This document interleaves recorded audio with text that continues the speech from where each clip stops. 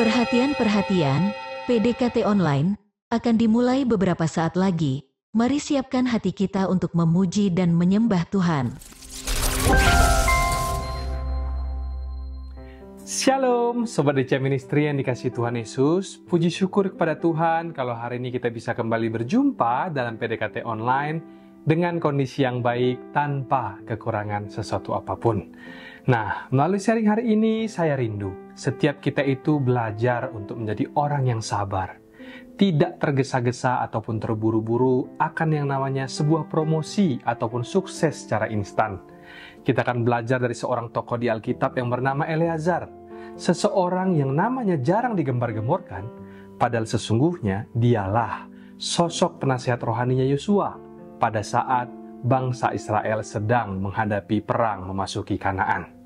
Seperti biasanya, sebelum kita membahas lebih lanjut tentang siapakah dan apakah yang dapat kita bisa pelajari dari Eleazar pada hari ini, mari kita terlebih dahulu bersatu di dalam doa.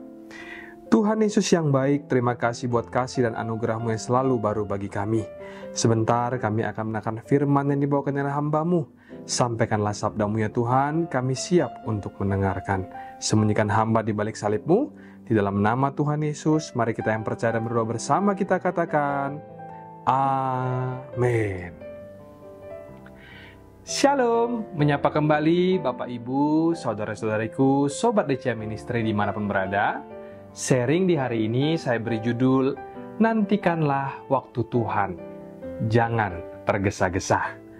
Mari langsung buka Alkitab kita dari Bilangan pasal yang ke-20 ayat 22 sampai 29, di mana kisah ini menceritakan sebuah kejadian saat Harun mati, lalu kemudian diangkatlah Eleazar sebagai imam besar untuk menggantikan Harun papanya. Nah, Eleazar sendiri adalah seseorang yang tidak kunjung terkenal, bahkan setelah Tuhan mengangkat dia. Padahal seperti yang saya sudah singgung di awal tadi, dialah sesungguhnya sosok pendeta yang pada saat itu berada di balik sang jenderal perang yang bernama Yosua. Lebih jelasnya, Eleazar ini adalah adiknya Nadab dan Abihu, anaknya Harun, keponakannya Miriam dan Musa, dan rekan sebayanya Yosua. Dia kurang begitu banyak diceritakan di Alkitab, walaupun pada kenyataannya, orang ini adalah orang yang luar biasa karena terkandung begitu banyak harta surgawi di dalam cerita dirinya. Untuk itulah saya rindu hari ini, kita boleh sama-sama belajar dari Eleazar. Sebab orang yang punya kualitas dalam dirinya tidak akan bisa disembunyikan lama-lama. Cepat ataupun lambat, orang demikian pasti akan dipromosi Tuhan dan juga dikenali oleh manusia. Jadi janganlah kita tergesa-gesa alias terburu-buru menginginkan sebuah promosi. Tetapi marilah kita sama-sama belajar seperti Eleazar, bukan jadi lamban tetapi pelan-pelan, karena pelan-pelan itu tidak tentu lamban loh, saudaraku. Pelan-pelan itu bisa cepat juga. Tetapi maksud saya, marilah kita belajar untuk mempercayakan segala sesuatu di hidup kita itu hanya kepada Tuhan. Sebab semuanya itu kan indah pada waktunya. Eleazar ini namanya jarang terdengar dan tidak familiar bagi kita. Padahal dialah gembala rohaninya Yosua dan bangsa Israel pada saat itu. Tidak berarti semua kita harus menjadi pendeta, hanya segelintir orang saja. Tetapi semua kita harus rohani karena roh Allah itu tinggal di dalam diri kita. Belajarlah dari Eleazar. Belajarlah untuk hidup berdasarkan pada tuntunan Tuhan. Belajarlah hidup di dalam visi, bukan di dalam ambisimu secara pribadi. Yang penting kita itu siap kapanpun Tuhan hendak mempromosi kita. Sebenarnya ya, mau kita itu koar-koar, tidak sabaran, toh semuanya itu penentuan Tuhan ya kan? Kalau misalkan Tuhan bilang belum waktunya, kitanya juga tidak bisa kemana-mana. Maka dari itu sekali lagi saya katakan, yang penting kita itu bersiap-siap, berjaga-jaga dan terus waspada. Jadi jikalau Tuhan suatu hari nanti melihat waktu kita telah tiba, kita bisa siap untuk dipromosikan. Ada amin saudaraku? Kembali ke Alkitab di ayat 22 dikatakan di sana, setelah mereka berangkat dari Kades, sampailah segenap umat Israel ke Gunung Hor. Lalu berkatalah Tuhan di ayat 23 kepada Musa dan Harun, dekat Gunung Hor di perbatasan tanah Edom. Harun akan dikumpulkan kepada kaum leluhurnya, sebab ia tidak akan masuk ke negeri yang kuberikan kepada orang Israel, karena kamu berdua telah mendurhaka kepada titahku dekat mata air Meribah. Setelah segenap umat Israel sampai ke Gunung Hor, lalu di ayat 23 berkatalah Tuhan kepada Musa dan Harun. Tuhan berkata apa, saudaraku? Di ayat 24 Tuhan berkata, Harun akan dikumpulkan kepada kaum leluhurnya. Maksudnya Harun sebentar lagi akan meninggal dunia, sebab ia tidak akan masuk ke negeri yang kuberikan kepada orang Israel, karena, coba kita sama-sama perhatikan ayatnya, Tuhan berkata, karena kamu berdua, yaitu Musa dan juga Harun, telah mendurhaka kepada titahku dekat mata air Meribah. Nah, kalau nanti Sobat DCM Ministry baca di ayat-ayat sebelumnya, masih di pasal yang sama, di situ diceritakan kalau Tuhan sempat marah kepada Musa karena Musa tidak taat kepada Tuhan saat dia disuruh untuk berbicara kepada batu agar mengeluarkan air untuk memberi minum kepada bangsa Israel di padang gurun. Di saat itu Musa malah emosi, dia marah-marah, lalu kemudian memukul batu itu.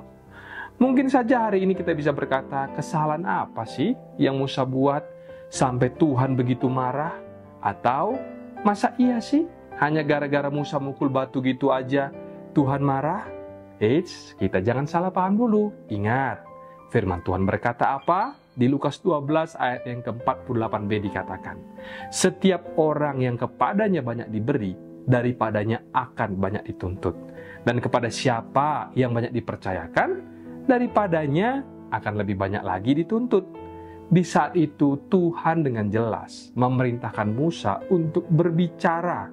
Catat ya saudaraku, berbicara berarti cuma sekedar ngomong doang kepada batu itu. Tetapi apa yang Musa lakukan?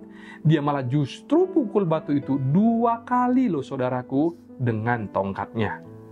Nah, apa yang Musa lakukan pada saat itu menunjukkan kalau Musa di sini tidak sepenuhnya mengikuti instruksi Tuhan, meskipun hasilnya batu itu tetap mengeluarkan air. Ketidaktaatan Musa dan Harun ini bisa menjadi contoh yang buruk bagi bangsa Israel, karena bangsa Israel nanti bisa-bisa menangkap kalau Musa dan Harun ini seolah kurang percaya kepada kuasa dan perintah Tuhan. Gara-gara kejadian inilah Musa dan Harun jadinya tidak bisa masuk ke tanah Kanaan. Dan di tempat kegagalan mereka, Tuhan kemudian membangkitkan Eleazar dan Yosua. Lalu di ayat 25 dikatakan, panggillah Harun dan Eleazar anaknya, dan bawalah mereka naik ke Gunung Hor. Coba saudara bayangkan kalau Andalah yang jadi Eleazar pada saat itu. Siapalah Eleazar ya kan? Mungkin dia sendiri pun merasa kalau dirinya selama ini tidaklah diperhitungkan. Tetapi ingatkah saudara, cerita Daud ketika Samuel mengurapinya menjadi raja? Di awal-awal kan Samuel mengira kalau yang nantinya akan dipilih oleh Tuhan menjadi raja itu adalah kakak-kakaknya Daud yang punya paras tampan dan perawakan tinggi. Tetapi ternyata mereka semua tidak dipilih Tuhan, malah Tuhan memilih Daud, seorang yang seolah dilupakan oleh ayahnya, tetapi pada akhirnya dialah yang dipilih Tuhan. Sebab Tuhan itu tidak melihat seperti manusia melihat. Manusia melihat apa yang di depan mata, tetapi Tuhan itu melihat hati. Nanti kita akan dibuat terkejut, sebab dalam hidup ini ada begitu banyak hal yang tidak terduga. Sebagai contoh, Eleazar dalam cerita ini adalah orang yang sama sekali tidak disangka-sangka Tuhan pilih menjadi the next imam besar menggantikan Harun.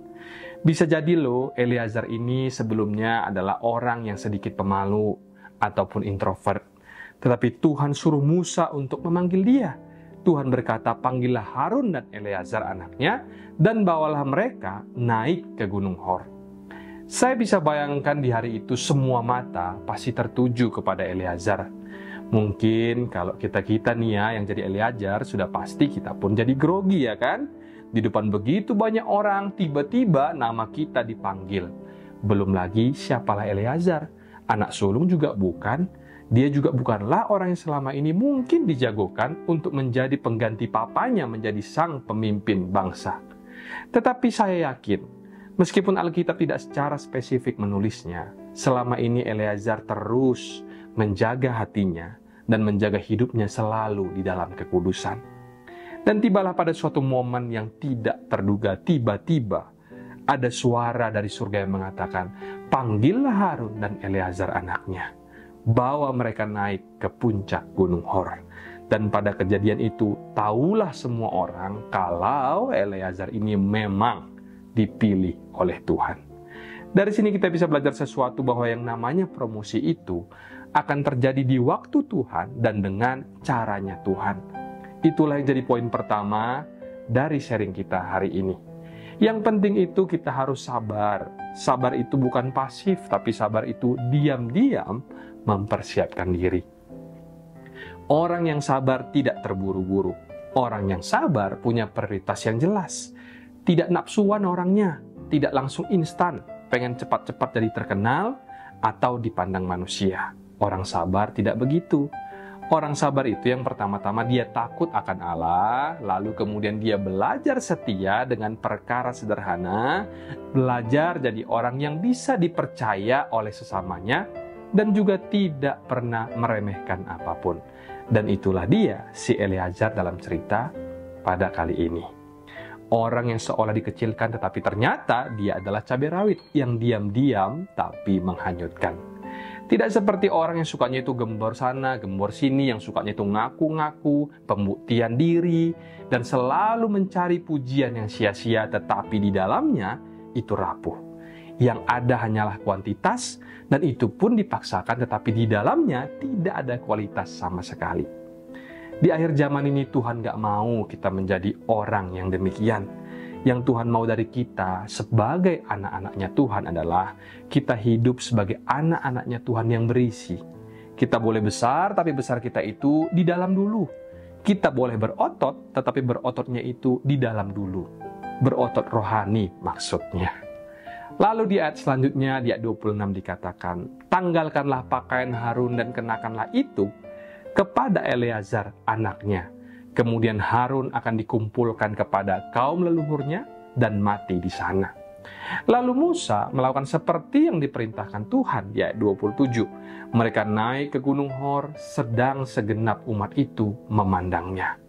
Musa menanggalkan pakaian Harun dan mengenakannya kepada Eleazar anaknya. Lalu matilah Harun di puncak gunung itu. Kemudian Musa dengan Eleazar turun dari gunung itu.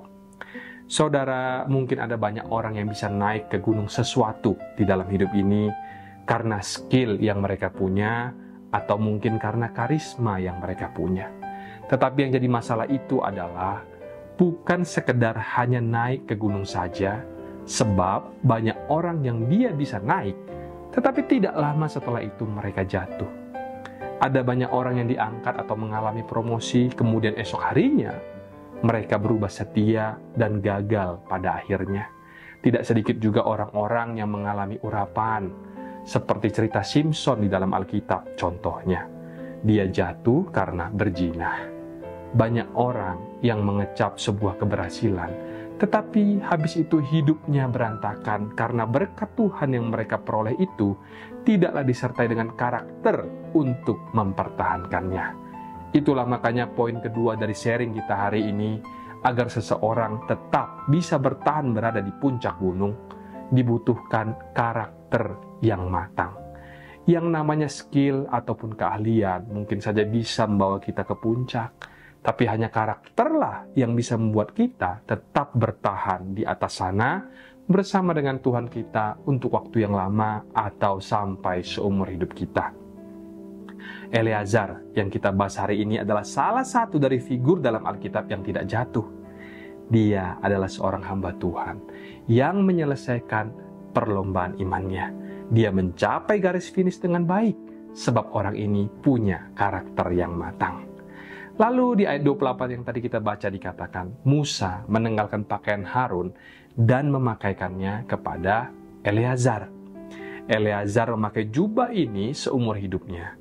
Bukanlah karena jubah itu ada lemnya atau bagaimana, tetapi karena karakternya lah yang membuat Eleazar itu bisa memakai jubah itu seumur hidupnya. Yang namanya urapan itu bisa ditambahkan, jubah pun demikian, tinggal dipasangkan. Tetapi sejak masa muda, Eleazar sudah punya perekatnya. Dia punya hati yang melekat kepada Tuhan. Lalu masih di ayat 28 poin B dikatakan, matilah Harun di puncak gunung itu. Kemudian Musa dengan Eleazar turun dari gunung itu. Kalau hari-hari ini dikatakan turun gunung, itu artinya orang itu langsung tancap gas, langsung bekerja. Sudah tidak ada lagi basa-basi ataupun perayaan berlebihan. Eleazar turun gunung di sini maksudnya, dia langsung bekerja untuk Tuhan. Dia langsung fokus pada pekerjaan dan urusannya yang sekarang.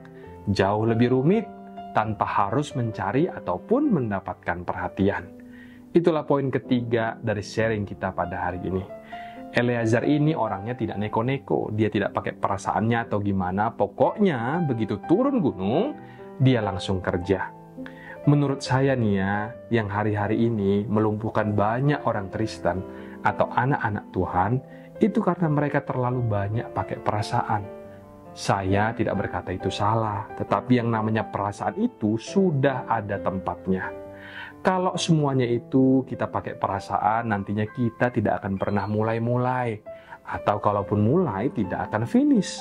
Karena terlalu banyak pakai perasaan ini dan perasaan itu. Sebagai contoh, bagi kami yang memberitakan firman, 2 Timotius 4 ayat 2 mengatakan, baik atau tidak baik waktunya, beritakanlah firman, nyatakanlah apa yang salah, tegurlah dan nasihatilah dengan segala kesabaran dan pengajaran.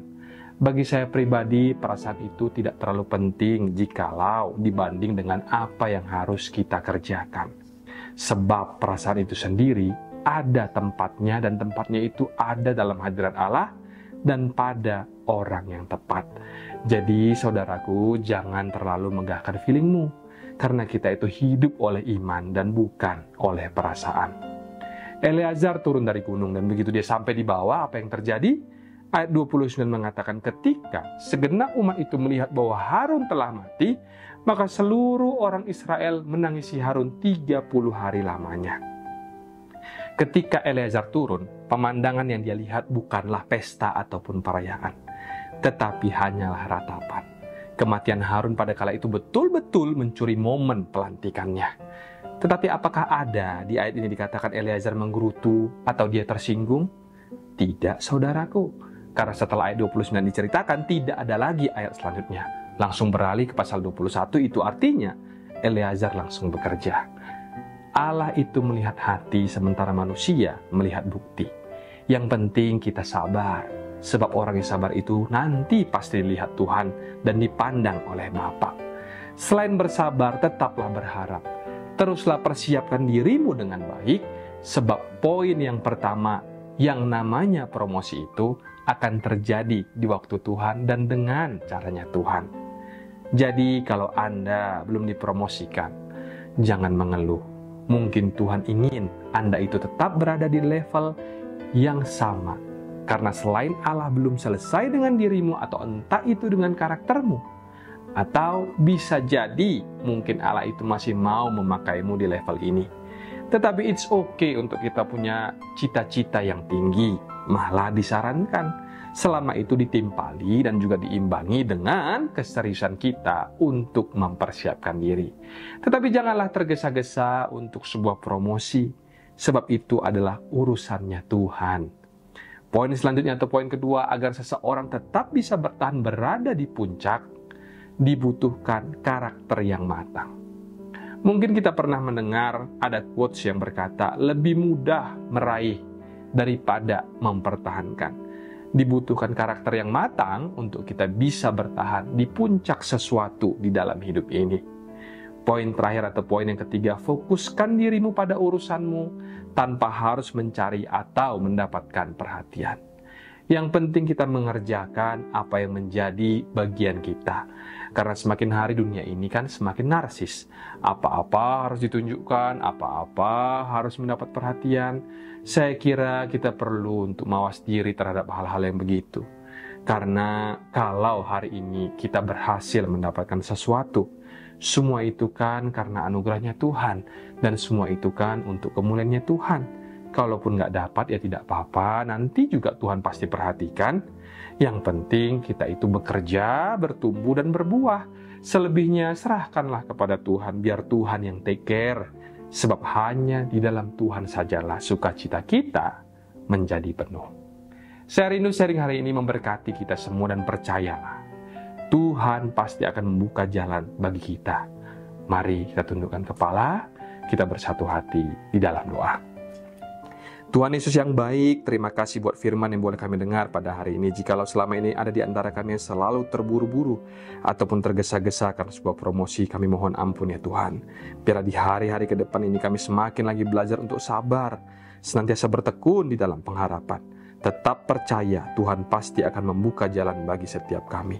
Hari ini kami juga mau terus menopang dalam doa semua sobat DC Ministry dimanapun berada. Biarlah kasih Yesus senantiasa memulihkan dan juga memberkati hidup setiap orang-orang yang mengandalkan Tuhan. Dalam nama Tuhan kami Yesus Kristus, mari kita yang sama-sama percaya dan berdoa katakan, Amin.